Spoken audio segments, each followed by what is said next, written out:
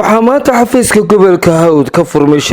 shirkii isku duwayaasha gobolka Hawd waxaana shir gudoominaya shirkaasi gudoomiyaha gobolka Hawd hase yeeshee oo 3 bilood ah waxaa kulankaasi ka soo qayb galay xubno kooban oo kamid ah isku duwayaasha gobolka Hawd ugu horreeyna waxaa dhankooda ka hadlay xubno ay kamid yihiin gudoomiyaha waxbarashada gobolkaasi Hawd waxaana kamid ah hadaladoodii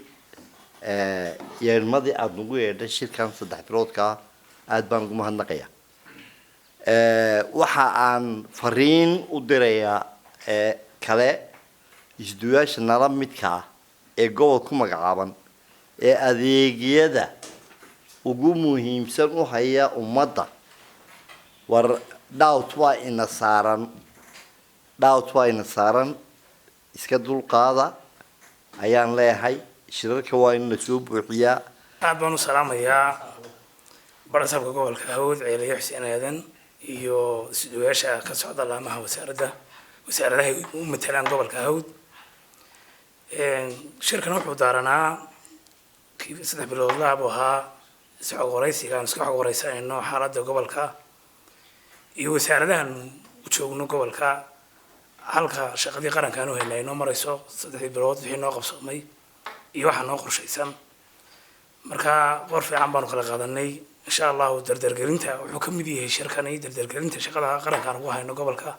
shirkan oo gabagabadna soo gunaanadeen xogayaha gobolka Hawd Maxamed Faarax Sugaal iyo barasaabka gobolka Hawd Ceeliyo Xuseen waxa uu barasaabku fariin adag u diray isku duwayaasha aan ka soo xaadirin fadhigan kan waxa uu barasaabku isugu yeedhay isku duwayaasha gobolka Hawd si markaasi waxa la isugu weydiiyo waxyaabihii markaasi uu qabsoomay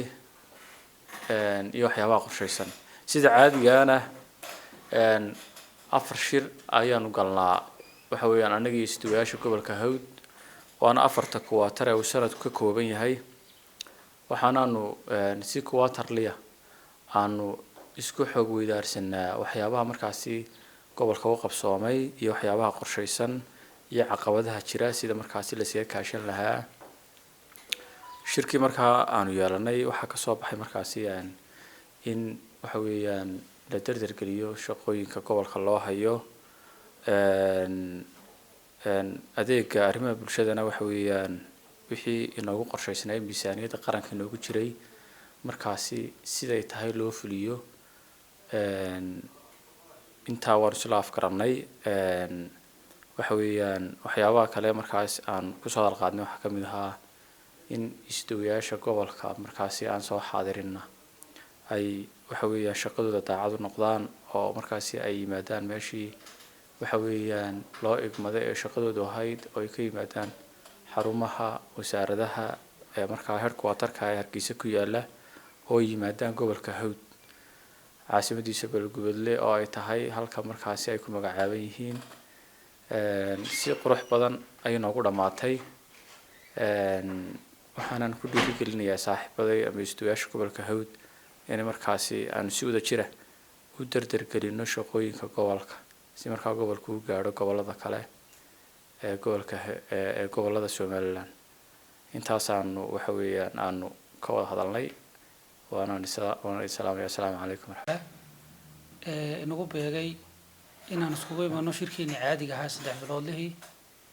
shirka iskugu yimaadaan isduwayaasha laamaha dawladda gobolka Hawd oo 3 bilood leh sida caadiga ah furmay xarunta gobolka Hawd waxaan u mahad celinayaa isduwayaasha laamaha dawladda ee ka soo qayb galay halkan la jooga wax kale oo fariin u dirayaa oo isduwayaashii ka maqnaa shirkan isduwayaasha waxaan oranaynaa niman dhalinyaro u badan yihiin de odayaashii gobolkii way idiga soo horreeyeen maadaama niman dhalinyaro tiina shaqadiina inaad qabsataan oo dardar gelisaan aad bay muhiim u tahay haddii kale dhalinyarnimadii hoos bay u dhacaysaa marka waxaan leeyahay nimanka ku buurinayaa shaqadooda inaad qabsataan oo shirarka imataan oo la dardar geliyo shirkana wuxuu noogu soo dhamaaday jawi fiican waxaan isla qaadanay inaa la dardar geliyo shaqooyinka gobolka wasaarad kasta iyo مسؤول كستو وسارد uga wakiilana oo shaqadiisa qabsado waxa kale oo jiri doona hadoo la yiraahdo abaalmarino la abaalmarin doono isduwayaasha shaqadooda haya har iyo habeen u taagan inay horumar gaarsiiyaan wasaaradda iyo dadka deegaanka ba u shaqeeyaan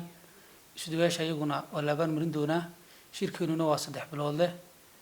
waxaan kusoo gabagabeynayaa waxa weeye waa haysdiganina isduwayaasha maqanow magaciinana kor u qaada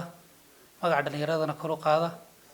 intaas uma kusoo koobi lahaa. Assalaamu calaykum waraxmatullahi wabarakaatuh. cabdiraxmaan samariye TV caalamiga ah oo cable TV xarunta gobolka Hawd ee Beledweyne.